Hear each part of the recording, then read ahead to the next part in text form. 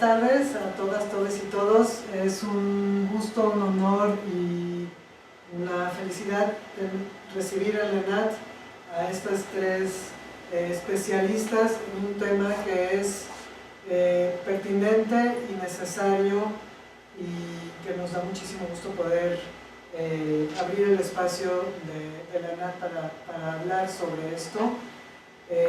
La mesa que nos ocupa el día de hoy se llama Construcción de Paz desde las tablas, el teatro como de constructor de la violencia contra las mujeres. Y tenemos aquí presentes, como decía, tres muy importantes especialistas en estos temas. Aquí a mi derecha está la maestra Gabriela Polo Herrera, especialista e investigadora en Derechos Humanos y Cultura de Paz, licenciada en Actuación y Pedagogía, maestra en Gestión de la Convivencia en la Escuela Violencia, Derechos Humanos y Cultura de Paz, con estudios de doctorado en Antropología Social. Ha colaborado en organismos de protección, defensa y promoción de derechos humanos, en el diseño, implementación y evaluación de proyectos para la protección y defensa de derechos humanos. Profesora titular de asignatura y sinodal en cursos y diplomados dirigidos a docentes, servidores públicos. Ha participado como conferencista en congresos, foros, cursos y eventos nacionales e internacionales. Ha participado en investigaciones sobre temas asociados a los derechos humanos, profesora de asignatura en la UNAM. Actualmente colabora como directora de políticas de prevención y atención de violencias en la Secretaría Ejecutiva del Sistema Nacional de Protección Integral de Niñas, Niños y Adolescentes. Muchas gracias, bienvenida, Gaby. Aquí inmediatamente a mi izquierda está la doctora ¿verdad? No. Maestra Margarita Luis Franco, especialista en masculinidades, género, poder y política en el Instituto de Liderazgo Simón de Beauvoir, sexualidades, cuerpo, derechos humanos y políticas públicas por el Centro de Investigaciones y Estudios de Género de la UNAM, investigadora y tiene la investigación psicocriminal-delictiva por la FES Zaragoza de la UNAM. Su trayectoria laboral se ha enfocado en el diseño, implementación y evaluación de estrategias educativas que promueven la cultura de paz y el respeto a los derechos humanos. Bienvenida, Margarita. Y más allá, tenemos a doctora. Maestra Carolina Fuentes Prieto, es licenciada en actuación de esta institución y maestra en docencia. Hasta mayo 2022 se desempeñó como capacitadora en desarrollo de contenidos educativos, enlace con organizaciones de la sociedad civil y empresas en el Instituto de Derechos Humanos de la Comisión Estatal de Derechos Humanos de Nuevo León. Ahí realizó la implementación logística, educativa y operativa de la Ludoteca de Derechos Humanos itinerante, LUDI. Es facilitadora de mecanismos alternativos para la mediación y la conciliación, certificada en 2022 por el Poder Judicial del Estado de Nuevo León. Integró asimismo durante 11 años y coordinó durante 3 años más el programa Ludoteca Cívica del Instituto Electoral de la Ciudad de México, que a través de juegos y obras de teatro refleja problemáticas de convivencia cotidiana en las aulas, las familias y espacios laborales, para invitar a la práctica de valores democráticos y el ejercicio de derechos humanos. Cuenta con experiencia docente para el personal del servicio público y profesionales de la enseñanza de todo nivel educativo, como personal docente y directivo de la Secretaría de Educación Pública, del Consejo Nacional de Fomento Educativo, de la Escuela Benemérita Normal de Maestros, del Instituto Latinoamericano de la Comunicación Educativa y de institutos electorales de Querétaro, Jalisco, Michoacán, Chihuahua, Quintana Roo, San Luis Potosí y Nuevo León. En 2007 coordinó desde el ISCM el diseño de la Estrategia de Educación Cívica de la implementación actual de la Ciudad de México y rediseñó los concursos de ensayo infantil y juvenil de cuento como procesos formativos de habilidades ciudadanas. Con el ISM realizó 4 publicaciones y 16 materiales didácticos y audiovisuales relacionados con la formación de ciudadanía mediante estrategias lúdicas, humoristas, democratizadoras y significativas. Con la CDHNL Realizó la producción y elaboración de contenidos y de 6 videocápsulas informativas sobre temas diversos de derechos humanos y la revisión de diseño y contenidos con lenguaje ciudadano e inclusivo de 41 cartillas sobre estándares internacionales en materia de derechos humanos. Y finalmente, ha participado como actriz, productora, asistente de dirección y producción en una treintena de puestas en escena, bajo la dirección de Norma Barroso, Antonio Algarra, Roxana Elrich, nuestro querido y siempre extrañado Miguel Flores, Jorge Ramírez, Aarón Mariscales, Gabriel Silva, Sonia Páramos y Emoé de la Parra. Muchísimas gracias. Gracias. Bienvenidas. Gracias. La mesa es suya. Gracias. Gracias. Pues bueno, muchísimas gracias a la Escuela Nacional de Arte Teatral por abrir estos espacios en el 25N, el Día Naranja, un día en el que muchas personas, muchas instituciones, servidoras, servidores públicos, instituciones privadas, se suman a erradicar la violencia hacia las mujeres, hacia las niñas. Y cuando estamos sumándonos a estas campañas, es importante poner en común muchas veces los temas que señala este día, ¿no? Cuando hablamos de violencia hacia las mujeres, no nos detenemos a revisar dimensiones particulares, pero también esquemas basados en la violencia que hemos legitimado, que hemos normalizado, y que lo importante de estos días no es señalar, no es justificar, sino acercar elementos que le permitan a las personas entender el fenómeno de la violencia. Y una vez que lo entendamos, poder accionar para erradicarla. De entrada, cuando hablamos de violencia, a veces decimos combatir, ¿no? Algo que Marshall Lagarde nos ha enseñado es, tenemos que construirnos hasta en las palabras, no es combatir, es erradicar. Y cada una de estas aportaciones, desde lo académico, desde el lugar común, desde las aulas, por supuesto que va a sumar para eso. Entonces, la propuesta que hoy tenemos es plantear algunas reflexiones o algunos ejes temáticos a partir de los cuales podamos detonar reflexiones. Y bueno, teniendo en cuenta el currículum de las mujeres que estamos hoy aquí poniendo nuestro granito de arena para este 25N, vamos a empezar detonando o abriendo la conversación con un primer tema que va a ser el proceso de enseñanza-aprendizaje desde una perspectiva de derechos humanos.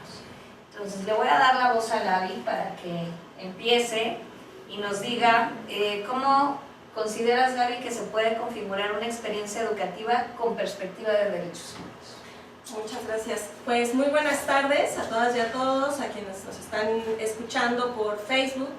Es un honor estar en esta escuela, es un honor estar aquí con Lidia.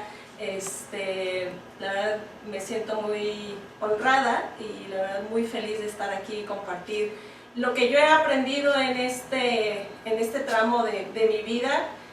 Como actriz, como estudiante de teatro, porque sé que nos están escuchando alumnas y alumnos de esta escuela, alumnes, ¿no?, que se identifiquen desde este lugar.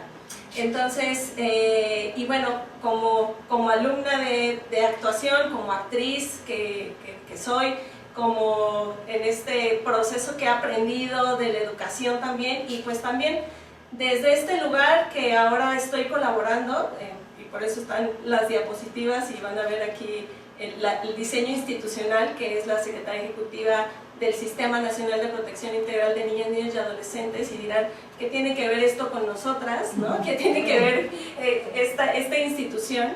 Y justo pensando en esto, cuando Margaret me lo comentaba, bueno, cómo compartir desde lo que yo he aprendido como actriz, como docente y bueno, también como servidora pública, pensando en cómo estoy trabajando para incidir en nuevas formas de relacionarnos en los ámbitos en los que nos desarrollamos, desde que nacemos hasta que en toda nuestra trayectoria de vida. Entonces ahora me ha tocado colaborar en este espacio y me centro y voy a recuperar algunos elementos que están más centrados en esta etapa de la vida que trasciende, ¿no? En donde aprendemos muchas formas de ser seres humanos y de comprender a la otra persona, y en donde nos vamos construyendo como hombres y como mujeres. Y cómo en este día que nos convoca a reflexionar en el ejercicio de la violencia que vivimos, pero que también reproducimos, ¿no? Todas y todos, que vivimos las mujeres en nuestras distintas etapas de vida, y cómo en este entorno educativo pues también va a estar presente.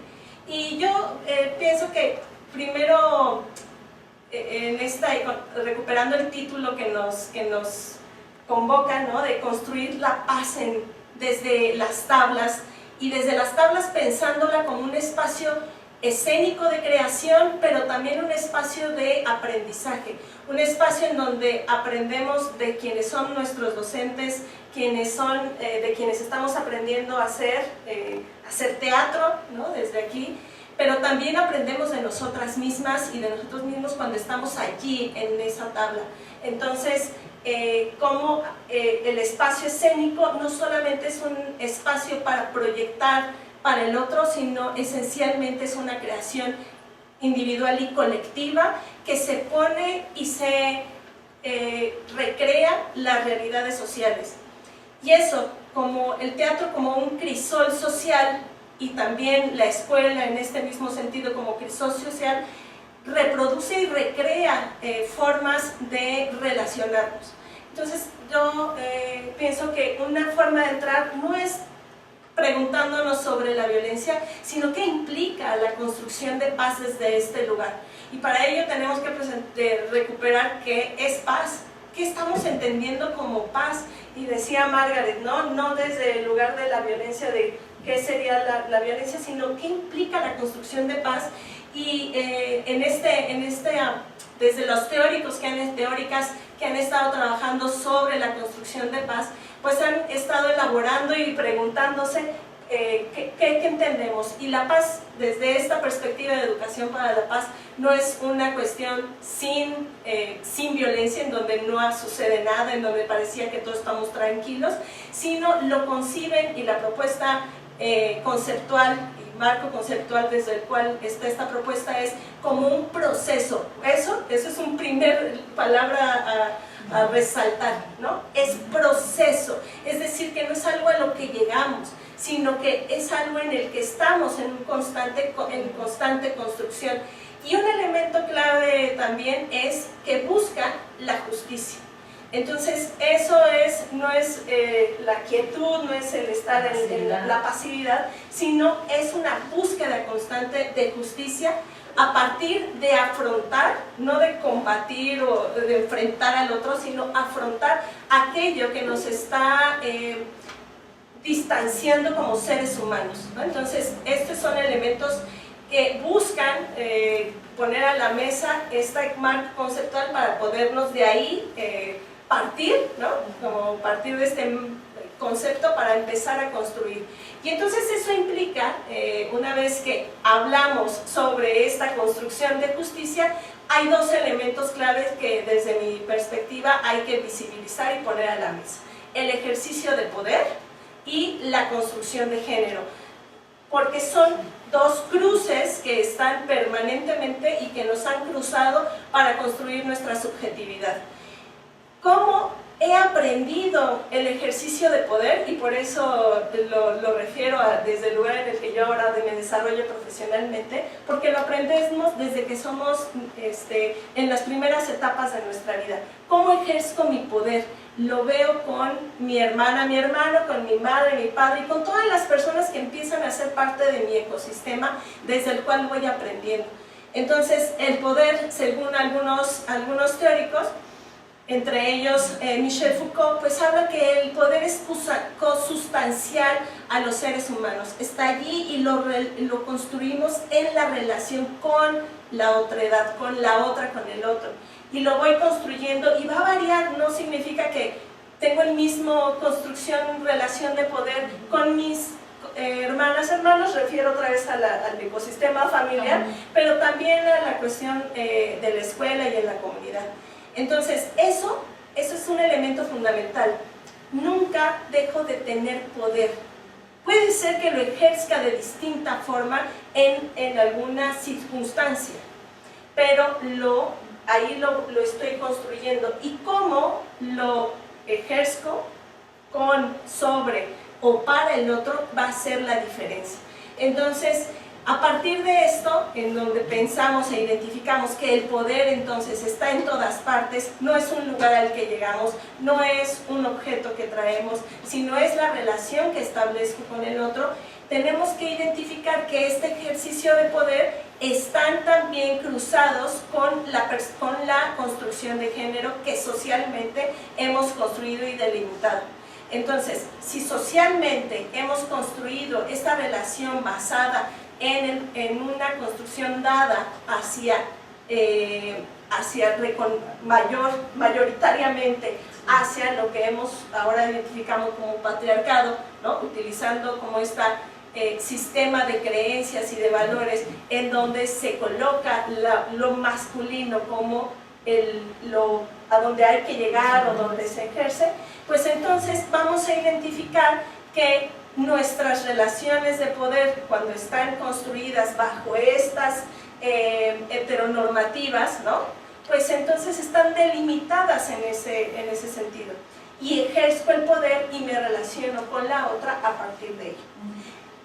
Si entonces pensamos, identificamos que ahí estamos y que todas nos hemos construido bajo estos constructos sociales, porque no es algo que las y los artistas estemos salvados, vacunados, no, también estamos ahí construidos porque así nos hemos, y además lo vemos en el cuerpo, lo construimos en el cuerpo. Podemos empezar a ver cómo construimos la paz desde este lugar de aprendizaje que son las tablas. Porque entonces, cuando estoy en la tabla, empiezo y construyo y escenifico y hay una creación estética a partir de toda esta subjetividad que traigo al espacio escénico. Habrá que diferenciar entonces, desde este concepto de poder, dos conceptos clave. Una cosa es la violencia, el ejercicio de violencia, y el otro concepto de agresividad. Desde esta perspectiva de educación para la paz, la agresividad tiene que ver con este pulso vital que me hace estar y dar y estar vivo, ¿no? Y el ejercicio de violencia tiene que ver el usar el poder sobre la otra persona. No significa, y esto es un elemento importantísimo, que siempre que haya poder va a haber violencia. No. Donde hay poder no significa que va a haber un ejercicio de violencia, porque puede ser utilizado desde este lugar para la creación y la búsqueda de poder. En este sentido, diríamos, Gandhi era sumamente agresivo, porque generaba toda esta pulsión para la construcción y la búsqueda de la justicia. Entonces, habría que diferenciar estos dos elementos para pensar en cómo tenemos que construir. Y para ello también tenemos que identificar, bueno, si ya dijimos, está el poder y está la parte de la construcción cultural de género, también tenemos que ver cómo se ejerce la violencia. Y lo que nos dice Johan Galtung, didácticamente, porque no necesariamente sucede solo así en la realidad, es que la violencia es como un triángulo en donde lo que podemos ver, si ustedes ven en la figura, pareciera como un iceberg, ¿no? En la puntita está aquello, todo lo que se ve y que podríamos identificar como violencia. Un golpe, el asesinato, ¿no? La muerte, la violencia sexual, el que te quite el dinero, que te insulte, ¿no? Eso es la violencia directa. Todas las acciones directas que van y lastiman al otro directamente. Pero existe en la base esta forma de violencia indirecta que sustenta toda la violencia que sucede en los cuerpos y que podemos ver, y es la violencia estructural y cultural. En la cultural pues estarían todas estas prácticas basadas en el patriarcado, el machismo, sexismo, clasismo, ¿no? Racismo, todos los ismos ahí están en la parte cultural. Y dice Galtung, no es que toda la cultura sea violenta, sino algunos elementos y habría que visibilizarlos. Y la otra parte es la estructura. Cómo en las leyes, en las políticas, en los reglamentos están estos elementos que van construyendo y van validando el ejercicio de violencia contra otros. Por ejemplo, el que en algunas entidades federativas todavía tenemos que se criminalice a las mujeres por practicarse una interrupción del embarazo, para decidir sobre su cuerpo, por ejemplo, ¿no? Si las leyes continúan así, pues ya tenemos todo el caldo para que siga sucediendo la violencia en contra de algunas mujeres. O la falta de regulación también. Si hay vacíos legales, pues también es una forma de violencia estructural. Y como decía, no es que suceda, es una forma didáctica de verlo, porque estas suceden, hay una dialéctica, ¿no? Y entonces suceden unas con otras. Ya, para irme, porque si no me voy a echar aquí. Tenemos que identificar dónde están estas relaciones de poder y género desiguales para poder identificar el ejercicio de violencia en donde nos estamos construyendo. Entonces, claves para la construcción de paz en cualquier aula, y me refiero también ahí a las tablas como acto escénico, como acto creativo, pues es identificar nuestras relaciones de poder y qué estoy yo reproduciendo de la cultura en la que nos estamos viviendo como seres humanos. Por supuesto que cuando, y por todos los maestras y maestros de teatro que tuve nos lo decían, tu materia prima es la realidad, es tu vivencia, son tus emociones. Y tengo que dar cuenta, tengo que reparar en cómo se ha construido mi subjetividad para ir y saber que estoy reproduciendo en este acto escénico. Y lo construyo con el otro, que también se ha construido desde ese lugar. Y nos está guiando esta figura de autoridad que está siempre presente y va a ir guiando. Entonces, cuando estamos en formación es el docente, y cuando estamos ya en un ejercicio profesional será la directora-director, ¿no? Y él nos guía, nos va guiando. Y entonces en esa construcción y en esta suma colectiva de saberes, pues construimos, pero aprendemos en este acto escénico y aprendemos a partir de quienes somos. Y por eso es tan importante reparar en cómo nos hemos construido, cuáles son mi construcción de género, cómo he llegado en este momento de mi vida. Entonces, si quieres, hasta aquí lo dejo. Gaby nos ha introducido muy bien en estas directrices grandes de qué es lo importante a tener en cuenta cuando hablamos de construcción de paz, cuando hablamos de la paz como la búsqueda de esta justicia, y quiero recuperar mucho esta noción de proceso. Porque lo que históricamente la humanidad hemos conseguido en términos de tratos justos, igualitarios, dignos, no ha sido una cosa que empezó con nosotros ni terminará con nuestras vidas. Pues sí, es una construcción que ha estado permeada de darnos cuenta, de cuestionar, de replantear, de dialogar, de exigir, y sí también pues de luchar a veces, ¿verdad? Mucho se dice, y es verdad, pues los derechos humanos no se han ido consiguiendo pidiéndolos por favor. Ha sido una cuestión de bastante, pues, un trabajo que en ir cuestionando de por qué no hay un trato igualitario hacia grupos históricamente excluidos, pues los grupos que pues sí gozan de ciertos privilegios o han gozado de ciertos privilegios a lo largo de la historia, pues no ha sido fácil comprender, bueno, escuchar siquiera, luego comprender y luego atender, visibilizar y contemplar finalmente a estos grupos. Y entonces, en este devenir histórico, llegamos a un momento del que ya tenemos noción, es decir, y ya nos toca, porque ya ya comenzamos a vivir en él y a interactuar en espacios sociales, en donde como humanidad decimos el camino hacia una sociedad en la que se reconozcan y se ejerzan los derechos humanos tiene que ser conformado, este camino, teniendo como núcleo principal la dignidad humana. No, pensando en el poco tiempo que tenemos, no voy a entrar en definir todas estas categorías, pero sí debemos tener en cuenta que la dignidad humana como núcleo duro, y nos referimos como núcleo duro a como finalidad,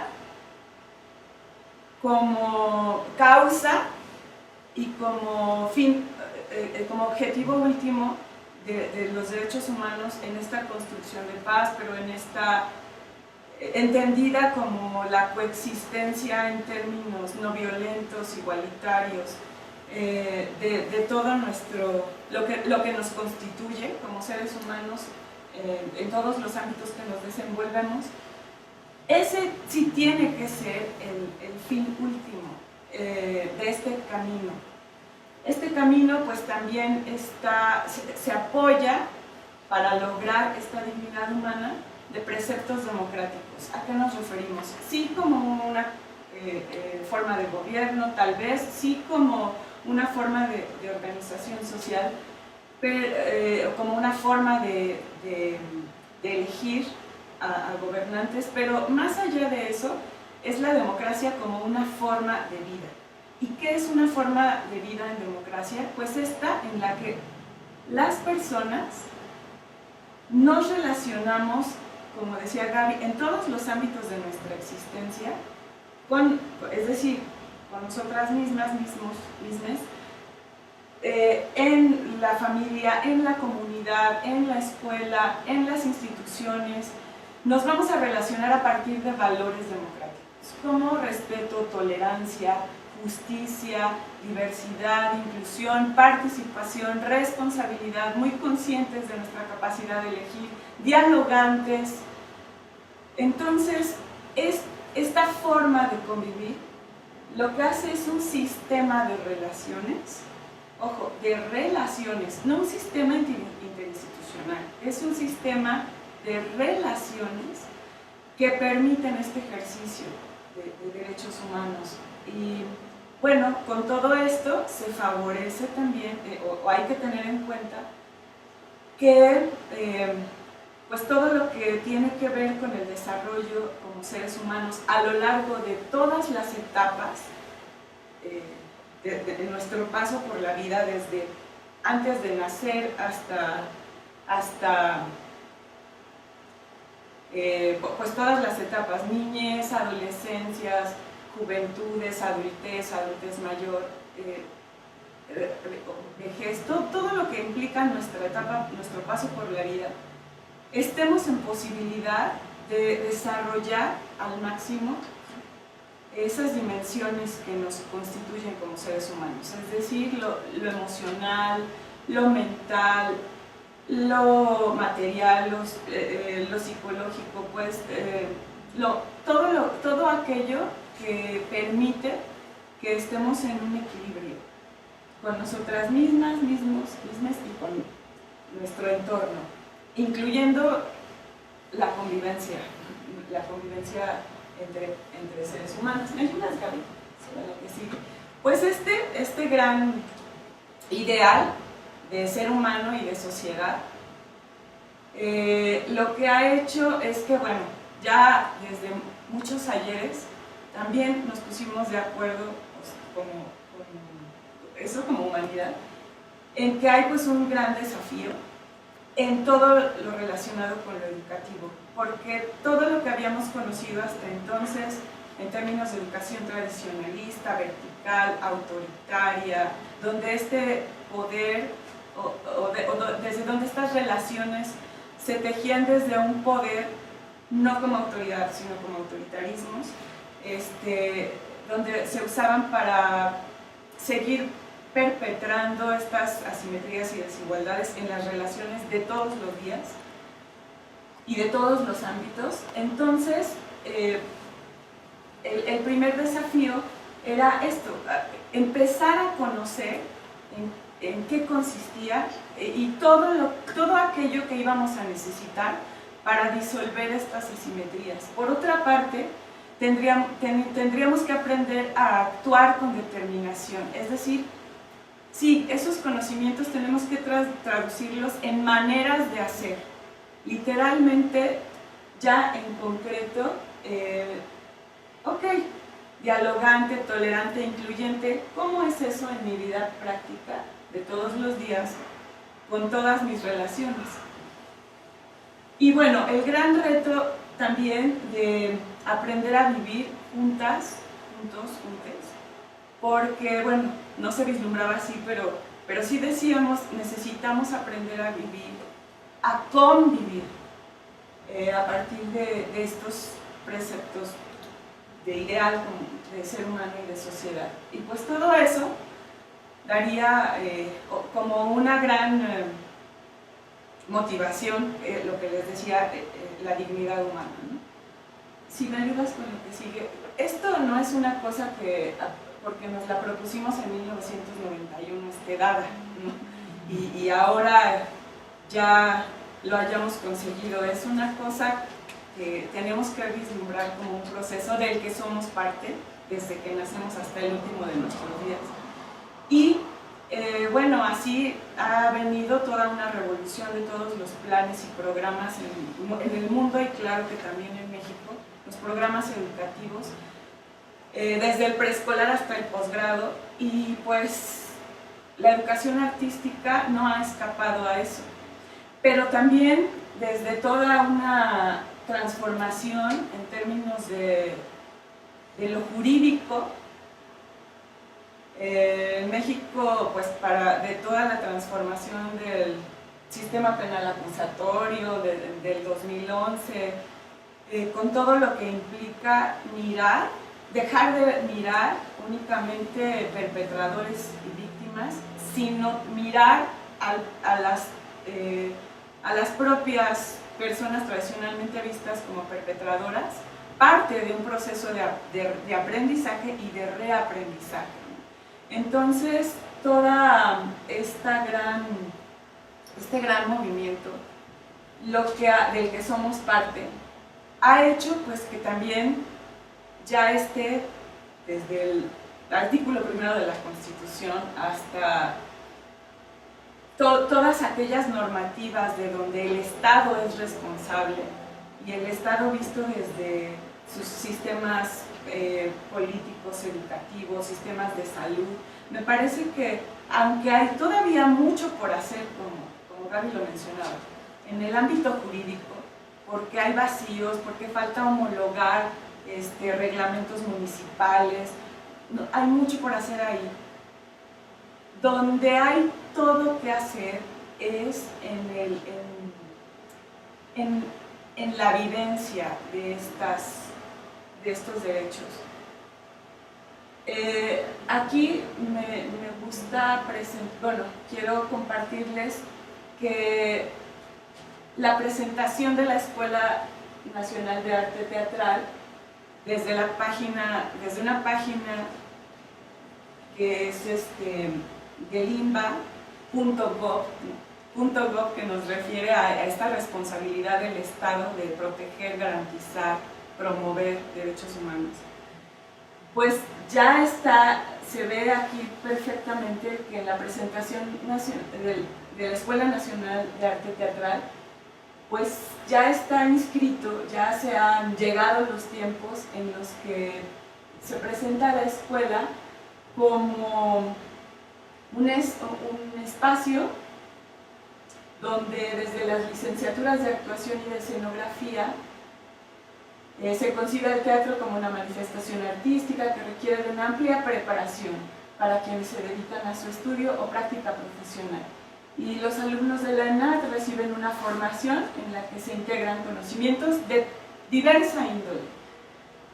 Estos conocimientos son con los que se construye una visión multidisciplinaria que se refleja en su capacidad creativa, autogestora y de compromiso social.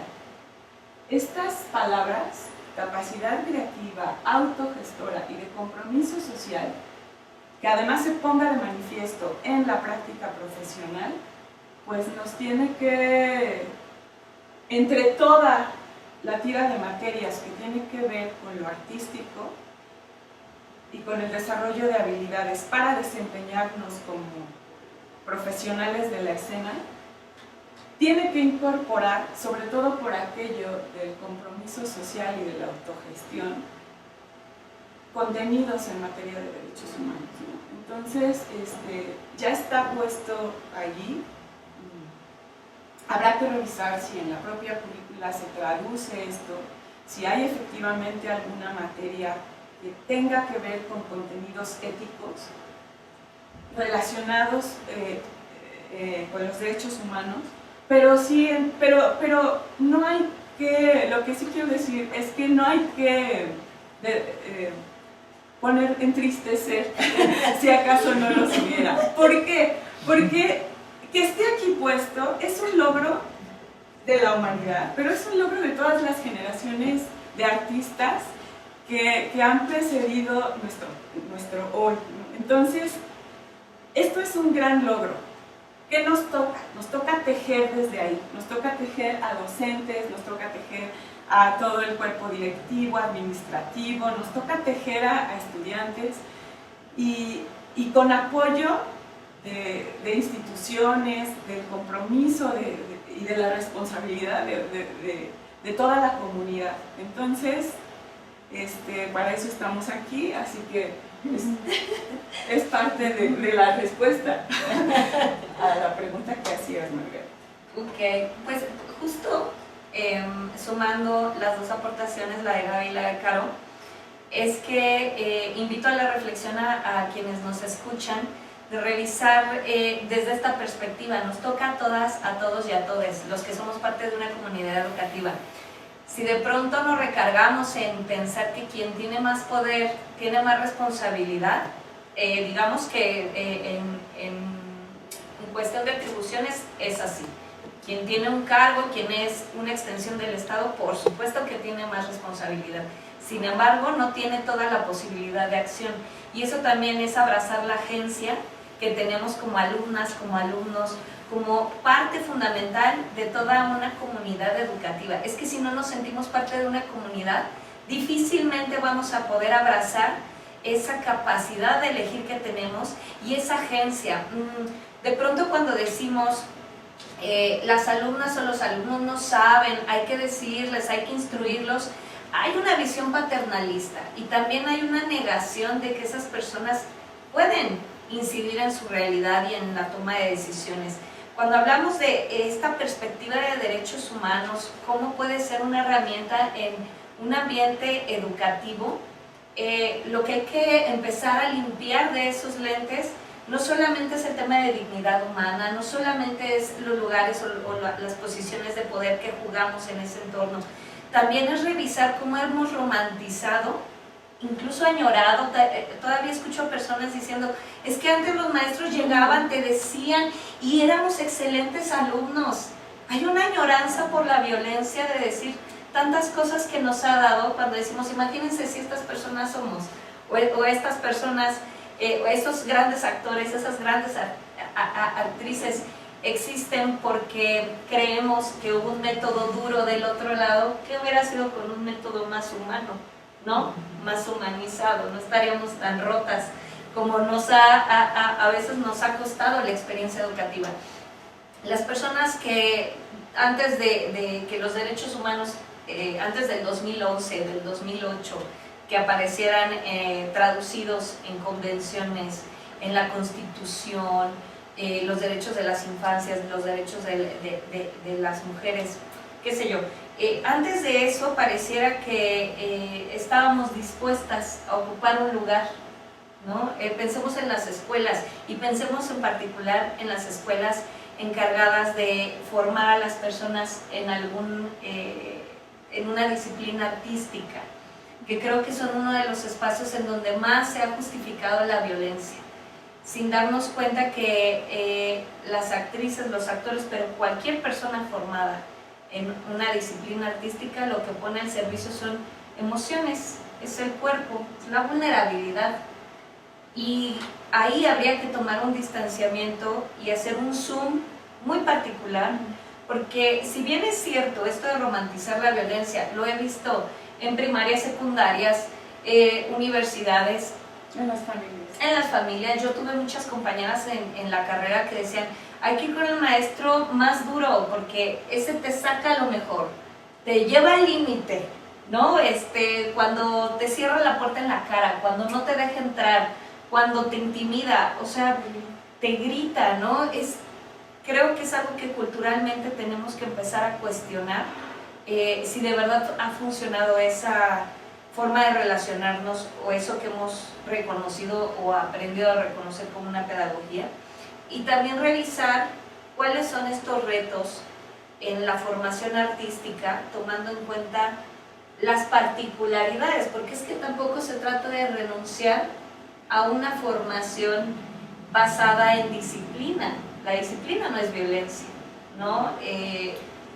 Creo que esos son los grandes retos y en ese sentido me gustaría como dar paso al siguiente eje y que nos preguntemos y que contestemos y reflexionemos qué tipos de prácticas en la educación artística se tienen que erradicar desde su experiencia como actrices, pero también con su experiencia como expertas en educación.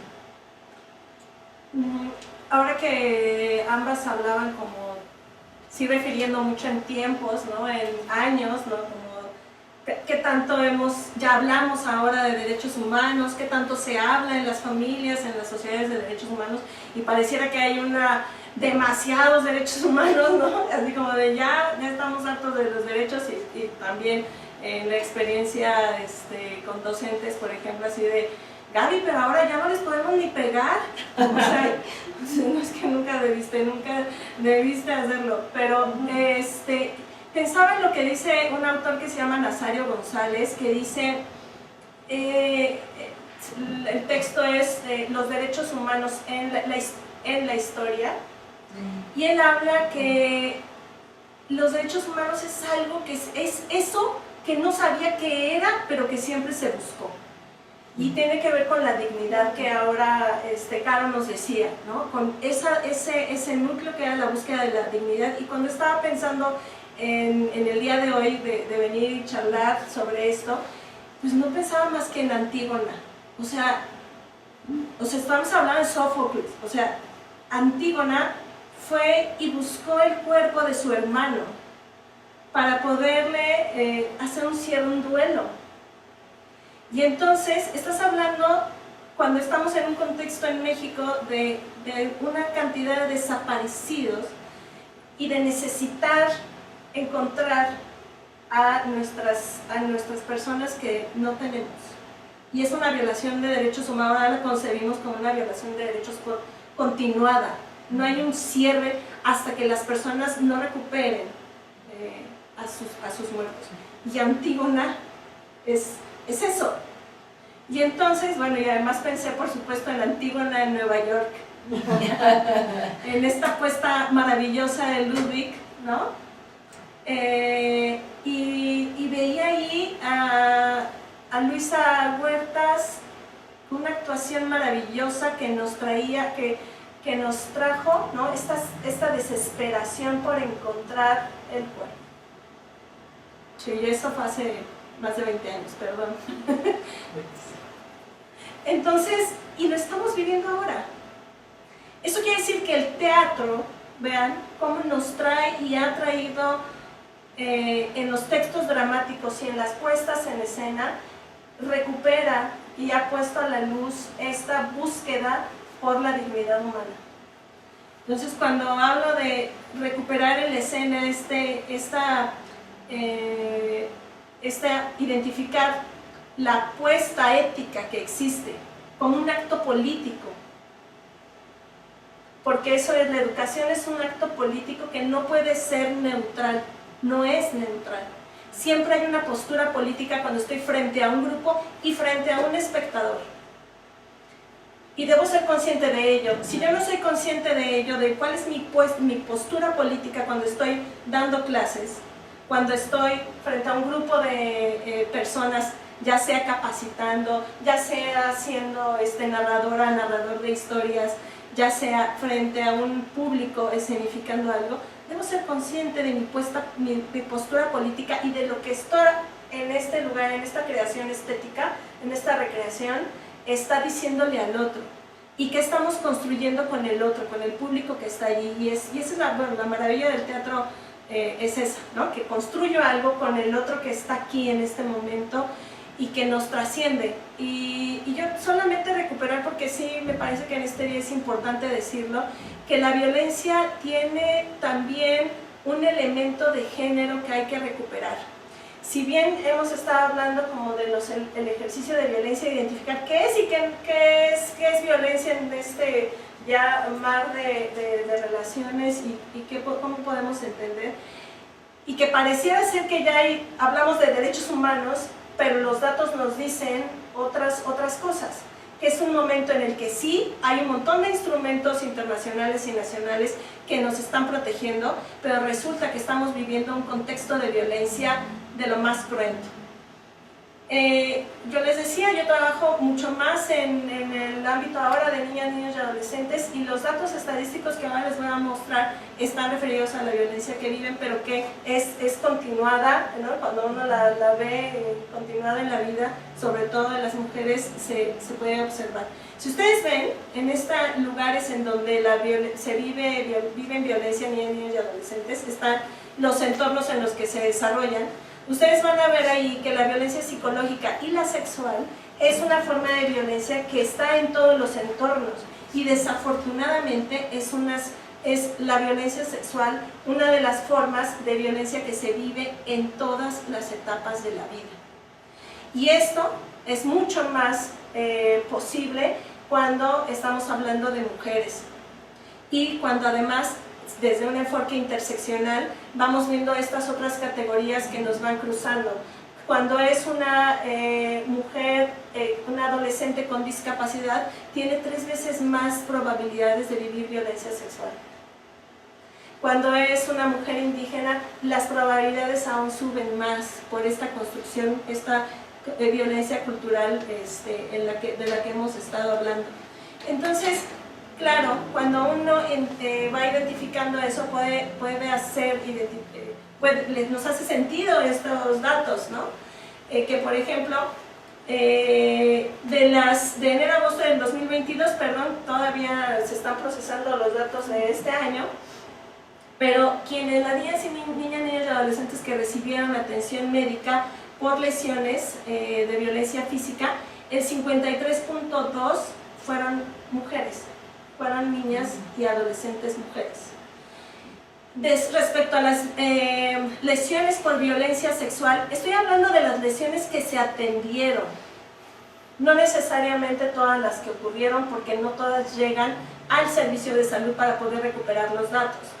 Sobre violencia sexual, el 92.8 son de mujeres. Del total de casos de violencia contra niños, adolescentes en el 2021, el 64.56 tuvo como responsable a una persona con algún parentesco, y el 77.37 ocurrieron en la vivienda. Eso significa que la violencia ocurre con nuestras personas de nuestros entornos más cercanos, y conforme vamos creciendo, pues el ecosistema de nuestras relaciones se va ampliando, y entonces tenemos que los feminicidas en general pues son personas que sostenían una relación cercana con la víctima, es decir, que era su pareja, ¿no? Que era su expareja en muchos casos, o conocido. Entonces ahí vamos a ver como elemento importante las relaciones que estamos jugando, y como esto que decía Caro, son las relaciones que establecemos, pero sí hay un elemento de componente de género que hay que visibilizar en el ejercicio de la violencia. Y entonces, bueno, también vean el tema como de llamadas de auxilio por hostigamiento sexual. Va en ascenso. Algo importante que podría estar sucediendo es que lo visibilizamos y lo denunciamos mayormente, y eso es algo positivo, ¿no? De que se pueda, pero lo importante, como decía Margaret, es encontrar los mecanismos de atención, no solamente que se denuncie o que se visibilice, sino cómo tenemos que atender. Entonces, y regreso a la parte como de qué hacer. Si entendemos entonces a la educación y al hecho escénico como un acto consciente, que hay una postura política y no es neutral, y desde lo que yo he podido trabajar es cómo recuperamos estos elementos conceptuales de los que hemos estado hablando. Me voy a saltar esta parte para llegar a algo que yo he estado trabajando. Uno es que debemos pasar de la educación, esto que decía Caro, bueno, tenemos que ver si está en la currícula. Esa es como la parte formal, ¿no? A ver, ¿cómo pasamos de la currícula nacional y lo que mandata, incluso en el artículo 4 constitucional, cómo lo bajamos a la institución en una currícula y en la parte formal es parte de nuestra normativa, ¿no? Pero también cómo lo trascendemos a la currícula en acción, y esto significa a la currícula no escrita, ¿no? Es decir, al acto ya educativo en acción, cuando está el docente frente al grupo, cuando ya lo ponemos en el proceso educativo. Y ahí tiene que ver con cómo nos damos cuenta como docentes del ejercicio, lo que decíamos, este ejercicio consciente, ¿no? Social, y en donde hay una postura política de entrada. Y entonces, pasando, y esto recuperando en el día de hoy, pasar de una educación en igualdad de género a una educación con igualdad de género, que no es fácil. Porque una cosa es decir, sí, nuestra currícula tiene esto, en el ejercicio docente hay un ejercicio de educación con igualdad de género. ¿Qué significa esto? Pues que haya participación igualitaria. Y bueno, ustedes ya saben, en el teatro esto no es tan fácil, porque resulta que quienes optamos por este tipo de carreras somos más mujeres. No sé ahorita cómo está el ingreso, ¿no? La matrícula acá, pero bueno, al menos cuando yo estudié éramos 19 mujeres, 2 hombres. Sí, pero no te preocupes, en la época de Shakespeare era al revés. Y entonces resulta, como decíamos, como en la parte formal también, ¿no? O sea, pues una tenía que hacer papeles transvestirse a la onda Shakespeare y hacer muchas veces papeles de hombre. Y además fíjense cómo dar cuenta y cómo darse cuenta en estos mismos procesos, cómo pareciera ser que los grandes personajes son masculinos, ¿no? Así los grandes personajes en los que uno diría, yo quiero ser Macbeth, yo quiero ser, y entonces ¿cómo hacemos? Bueno, por supuesto hay esta propuesta de dramaturgas de mujeres, este ciclo que además me cabeza no era mi compañera de generación, sino más arribita, Carmen Ramos, y está allí, está dando la lucha como se decía, ¿no? Entonces, bueno, ahí, voy a regresar, cómo en esta parte de igualdad, me emociona con la parte, cómo pasamos a la participación igualitaria, que hay una normatividad, ya lo decían ahí, sí tenemos que trabajar en estos procesos. La infraestructura debe considerar las necesidades específicas de todas las personas, ¿no? En las mujeres el tema de la menstruación digna tiene que ser un elemento importante a visibilizar. Ya cuando somos más adultas es menos dificultoso, ¿no? Ya aprendimos bastante, pero cuando eres adolescente esto de la menstruación digna sí es un problema fuerte, ¿no? En adolescentes. Hay adolescentes que a veces no van a la escuela por cuando estás menstruando porque no hay papel, no hay agua, etc. O no hay ni siquiera posibilidad de tener toallas sanitarias. Que lo importante también de la lucha de la gestión menstrual el año pasado fue que quitaron el IVA a los productos de gestión menstrual. Nos preguntaremos, ¿y qué tiene que ver el IVA? Bueno, si miramos desde un lente de perspectiva de género es interesante, como por ejemplo la pastillita de Viagra no tiene ese costo porque pasa por un medicamento. Y los productos de gestión menstrual es como si las mujeres se nos antojara menstruar y entonces vamos... Es de lujo. Sí, porque pues podrías no, pero se te antojó cada una vez al mes. Es artículo de lujo la es artículo de lujo. Y también revisar cómo en esto que hemos normalizado, cuando se estaba votando por quitar el IVA a los productos de gestión menstrual, muchos señores en las tribunas decían, no, pues que los papás, las mamás se hagan cargo de eso, ¿no? O sea, es como, ¿cómo? O sea, no hay una conciencia de los cuerpos femeninos, pero también porque desde muy pequeña se nos educó para ocultar que estamos menstruando, para sentir vergüenza por si se notaba que estábamos menstruando. Entonces, el tema de la menstruación, para mucha gente era un tema incómodo porque es algo que las mujeres tendríamos que ocultar. Entonces, imagínate, quitarle el IVA y además de quitarle el IVA, hablar de gestión menstrual no solo para las mujeres, sino para personas menstruantes, hijo, tremendo. Sí, y bueno, ya como último, lo que yo he trabajado, compartir lo que yo he estado trabajando como en esta reflexión del acto docente, ¿no? Como no podemos ser docentes sin el otro que está en este proceso de aprendizaje.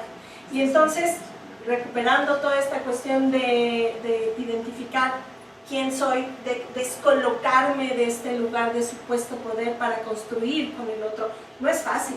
O sea, no está fácil porque hemos aprendido a ser estos sujetos que ejercen un poder cuando lo tenemos allí, ¿no? Entonces, estos son como elementos que yo he estado construyendo y que he estado reflexionando en mi propia práctica docente, que creo que eso es algo que debemos hacer constantemente las personas que ejercemos un ejercicio desde este lugar, reflexionar constantemente sobre mi práctica y al otro, y aprender del otro, y dejar que el otro surja. Y no hay mejor lugar para mí que la tabla, ¿no? Que allí en el hecho escénico. Porque si yo como docente no me descoloco, no permito, sin dejar de ser... Y Ludwig decía una cosa maravillosa, un actor, una actriz navega en la emoción como si fuera un surfista. Debes aprender a surfear en la ola sin que te revuelque, ¿no? Y entonces la docente, el docente, cuando estamos en este proceso de formación, es un salvavidas, no es quien va, sino que estás viendo si se va a ahogar, tienes que lanzarte y sacarle, ¿no? Y no dejar que se ahogue o se revuelque en la ola. Y cuando eres directora, director, va lo mismo, ¿no? Cuando estás en el hecho escénico, porque estás trabajando con el otro, con la otredad que tiene emociones y que ha vivido muchas cosas y que estás allí para potenciarlo y para crear de forma conjunta y pues con el espectador cuando estemos ya en la escena, ¿no? Entonces, creo que es un proceso difícil para todas, sí, y tenemos que reflexionar permanentemente, ¿no? Como docentes tenemos que reflexionarlo permanentemente y construir con la otra. Pues hablando de la pregunta que planteabas, Margaret, de qué prácticas en la educación artística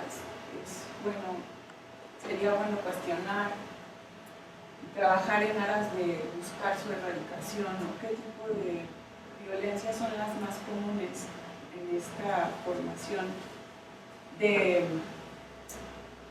actrices, actores,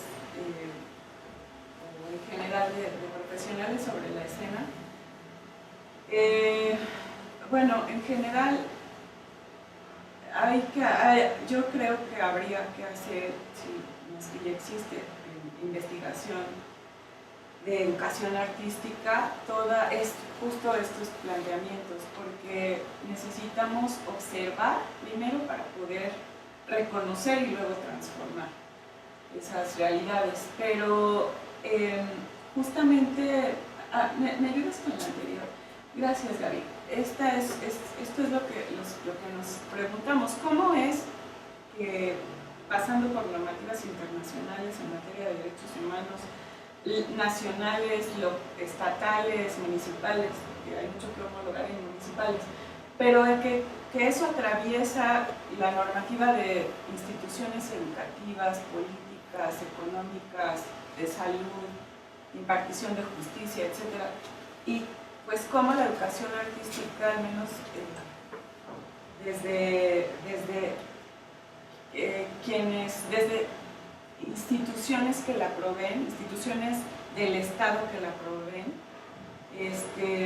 no ha escapado a esta intención en sus normativas.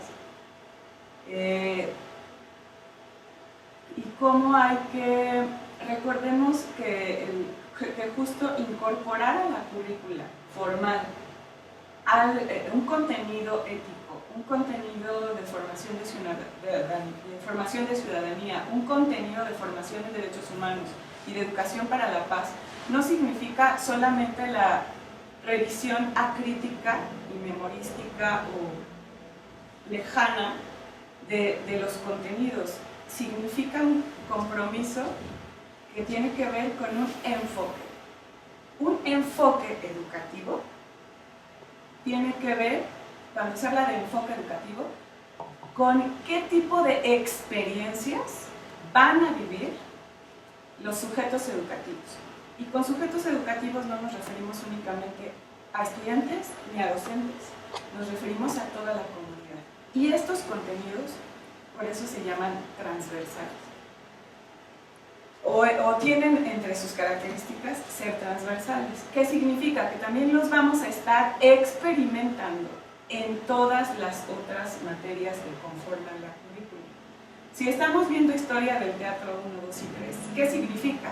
Que ese contenido de convivencia democrática, que ese contenido de convivencia en la que se busca una relación igualitaria, dialogante, tolerante, responsable, participativa, significa que ese es el tipo de convivencia que se va a respirar en esa clase, en esa aula. Y que entonces va a haber respeto por la opinión de cada una de las personas que ahí se encuentran. Y que entonces se va a tratar de incluir lo más posible el resto de las visiones. Y que va a haber, sí, el contenido curricular, el momento para revisar si eso se está llevando a cabo o no en todas esas otras materias, porque es lo único que nos permite, en el espacio educativo, es la única forma en que nos permite hacer como una práctica para allá afuera, es decir, para cuando ya seamos egresadas, egresadas de esas instituciones de educación. Y yo creo que en el ámbito del quehacer artístico y de la formación de artistas, eso pues es una de las grandes tareas, porque pues las prácticas que atentan contra la dignidad de las personas en la formación de artes plásticas, de danza, de cineastas, en la formación, por supuesto, de creadores sobre la escena, pues no es todavía una realidad. Si bien existen muchas buenas prácticas e intenciones de revisar la práctica docente, pero también de revisar la posible violencia estructural que se da desde los planes y programas, etc. o desde los perfiles de ingreso, todo lo que implica, pues no es una realidad todavía. Es algo por lo que hay que trabajar desde las dramaturgias, pero hay algo que es muy importante observar en todo lo que tiene que ver el hecho sobre la escena relacionado con la ficción. No hay que perder de vista que en estas instituciones son educativas y tenemos que mirar que todo el desarrollo de habilidades que implica. Aquí habla en la presentación de la Escuela Nacional de Arte Teatral que el teatro es colectividad y acción. Entonces, no basta existir en la creación escénica, hay que coexistir.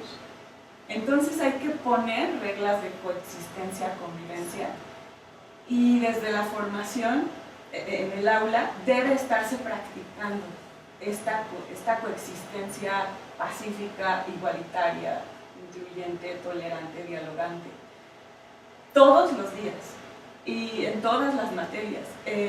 Habla de la dimensión política, la postura política que señala Gaby, y dice: la dimensión política del teatro se hace presente en tanto forma de pensamiento.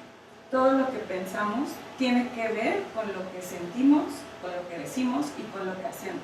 Y en la medida en que esta postura política incluya un cuestionamiento de desde dónde ejerzo mis ámbitos de poder y desde dónde ejerzo mis violencias, solo desde ahí voy a poder primero transformar algo que haya sido violento para mí, pero también aceptar que posiblemente no estoy viendo que soy violenta. Cada generación ha sido tan incluyente, tan no violenta como le ha sido posible. Entonces, ¿qué es lo único que podemos apostar? A la escucha de otras generaciones que ven discriminaciones distintas. Y en la medida en que abramos ese oído a esas distintas discriminaciones y a sospechar de que, caray, si alguien ya se está sintiendo violentada, violentado, excluida, si alguien ya se está sintiendo de alguna manera, hay que entrar en un proceso de diálogo, porque bien nos has enseñado, intención no necesariamente tiene que ver con el efecto que se produce. Entonces, si se trata de crear una cultura donde se respire, se viva, se sienta este respeto, esta autonomía, este equilibrio, esta relación pacífica entre quienes construimos esta convivencia, no hay otro camino más que apostarle a los espacios de diálogo y de escucha intergeneracional, interpersonal, interinstitucional y de todo, en aras de construir nuevos códigos. Y construir implica volver a lo mejor a institucionalizar, ¿no? Pero seguir haciendo ese trabajo que, como decía, no ha terminado con nuestras vidas tampoco, ni comenzó con ellas.